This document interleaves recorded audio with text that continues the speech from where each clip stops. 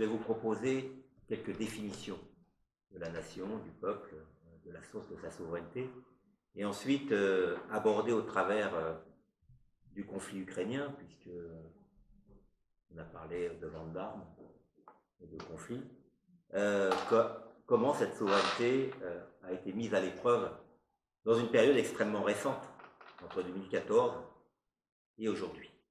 Parce que le déroulé n'est pas innocent, y compris quand notre président commence à cogner contre des sacs de frappe.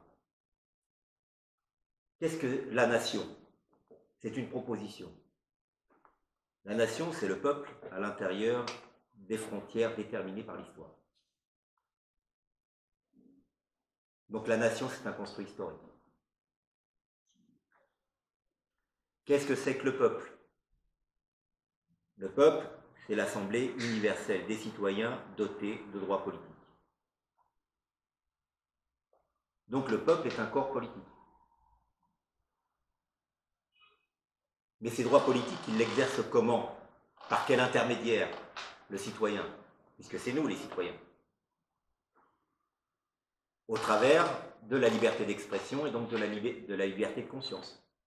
La liberté de conscience n'est pas simplement prise dans la définition que je vous propose comme un simple choix du culte. Elle est prise comme une émancipation. C'est une liberté de conscience élargie. Parce qu'effectivement, sans liberté de conscience, il ne peut pas y avoir de liberté d'expression. Donc la question laïque est essentielle aujourd'hui, si on veut redéfinir la citoyenneté pour éviter justement que le peuple disparaisse. Le peuple n'est pas l'opinion. Ensuite, quelle est la source de la souveraineté du peuple? La source de la souveraineté du peuple, c'est qu'il peut choisir son destin collectif. Lorsqu'il ne peut plus choisir, alors il n'est plus souverain. Il n'y a pas... c'est très simple. Lorsque vous avez simplement le choix de ne pas choisir, vous n'êtes pas libre. Donc vous ne choisissez pas votre destin. Mais on le verra tout à l'heure au travers du conflit que je vais exposer. Donc, un certain nombre de personnes aujourd'hui disent oui, il y a une notion culturelle dans le peuple. Bah, non. Parce que la culture est elle-même un construit historique. Si je prends par exemple la langue, vous avez ce célèbre rapport de l'abbé Grégoire qui rappelait que les 42 patois en France, il fallait les substituer par la langue nationale. Donc la langue est un construit historique. Nous avons appris à parler français. Et la première guerre de l'école publique laïque, elle a été faite contre les patois. Donc la langue est un construit, comme la culture est un construit. Nous n'aurions pas la même appréhension des vacances s'il n'y avait pas eu les congés payés. Notre esprit est façonné par la culture. Et la culture est façonnée par l'histoire. Donc, si aujourd'hui on essaye de mettre des champs culturels en disant qu'ils sont innés, il y a un problème. Il y a un problème vis-à-vis de la définition de la citoyenneté et du construit historique de la citoyenneté. Une fois qu'on a dit ça, on peut s'interroger sur la question ukrainienne. On va rappeler des faits. Le fait est que le déclencheur de la guerre, si on observe les faits, ce n'est pas l'OTAN. C'est l'accord d'association entre l'Union européenne et l'Ukraine. Et le désaccord qu'il y a eu à l'intérieur d'Ukraine entre ceux qui étaient pour un accord tripartite et ceux qui étaient pour un accord d'association avec l'Union européenne.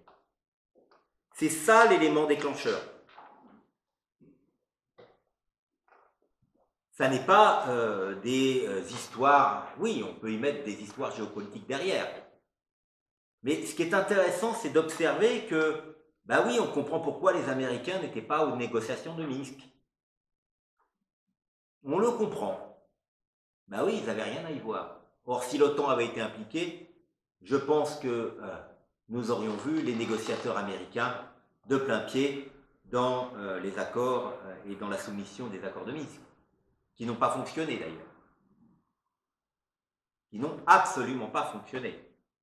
Et ce qui est intéressant dans le déroulé des faits, toujours les faits, c'est que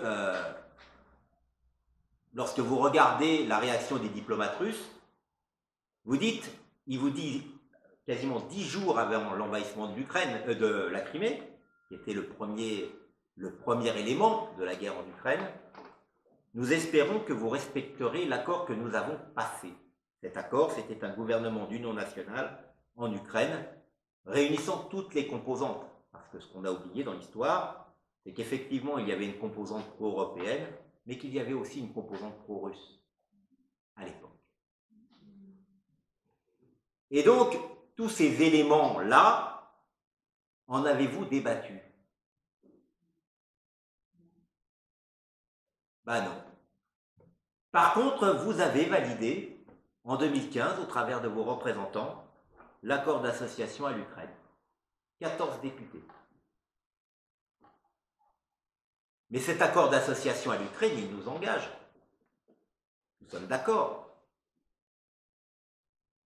Il nous engage, d'une part, parce que nous avons amplifié l'ouverture du marché européen. Et quand nous avons ouvert cet accord d'association, il s'agissait de récupérer la puissance de l'agriculture ukrainienne, tout de même, que Poutine s'est empressé de détruire, d'ailleurs. Et d'ailleurs, cette destruction a été profitable à l'agriculture russe, en plus. Mais bon, ça c'est un autre débat. Quant à faire des dégâts, autant les faire de manière intelligente. Mais fondamentalement, nous n'avons rien décidé. Nous n'avons rien décidé alors qu'aujourd'hui nous parlons d'envoyer l'armée française en Ukraine. Mais il y a une vraie différence entre envoyer des armes, bon, ce qui peut être contestable, mais qui reste tout de même assez commercial, et envoyer l'armée. Envoyer l'armée, c'est pas envoyer des armes. Envoyer l'armée, c'est s'engager. C'est être co-belligérant. Ça n'a absolument plus rien à voir. Et ce n'est pas un jeu où on s'amuse à taper contre un sac de frappe. Parce qu'un sac de frappe, comme disait Bruce Lee, ça ne rend pas les coups. Mais c'est pas neutre. Et parce que c'est pas un jeu. C'est pas un jeu parce que y a des morts, il y a des milliers de morts, et que le débat est parfaitement tronqué. Le débat est parfaitement tronqué parce qu'on veut nous faire adhérer à la ligne du soutien inconditionnel à l'Ukraine. Et aujourd'hui, le citoyen est absent, l'opinion est partout. Mais c'est quoi l'opinion? C'est quoi l'opinion? C'est la représentation que les médias ont de la vie de chacun. Oui, mais c'est une représentation. Est-ce qu'on vous a interrogé? Est-ce qu'on vous a proposé de débattre? Non. Alors, la véritable question, c'est va-t-on continuer comme ça? Parce que, quand même, l'Europe qu'on nous avait promise, de la paix, du social, de l'harmonie entre les peuples. D'ailleurs, il y a tellement d'harmonie entre les peuples en Europe qu'il ne peut pas y avoir de souveraineté européenne, quand même. Hein, il y a tellement de dissensions entre les peuples qui ne sont même pas interrogés que, de toute façon, il ne peut pas y avoir de souveraineté européenne. Parce qu'il n'y a pas de peuple européen, tout simplement. Un peuple, c'est un construit historique. Est-ce que l'Europe qui s'est construite a concerné les peuples? Est-ce qu'elle les a fait fusionner? Est-ce qu'elle a construit une histoire commune? Ben non, elle a construit un marché commun. Ça n'a rien à voir. Absolument rien à voir. Donc, il y a deux manières de raisonner. Il n'y a pas d'alternative, pour reprendre un certain nombre de propos thatchériens. Soit on fait confiance à des gens qui nous gouvernent depuis maintenant 40 ans et qui ont construit le marché unique européen et qui effectivement ont un projet de fédéralisme européen et qui effectivement leur objet c'est, bah oui, on met en place des institutions et la représentation de ces institutions. Soit on se dit on essaye de reprendre le pouvoir. Reprendre le pouvoir, c'est d'abord de se reconstituer en tant que peuple.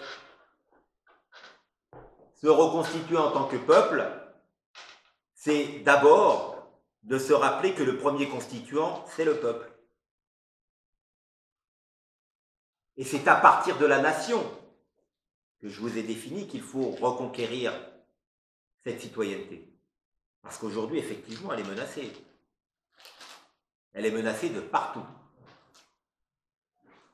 Donc, c'est peut-être au travers de ce projet que nous pourrions construire quelque chose ensemble. Merci Michel.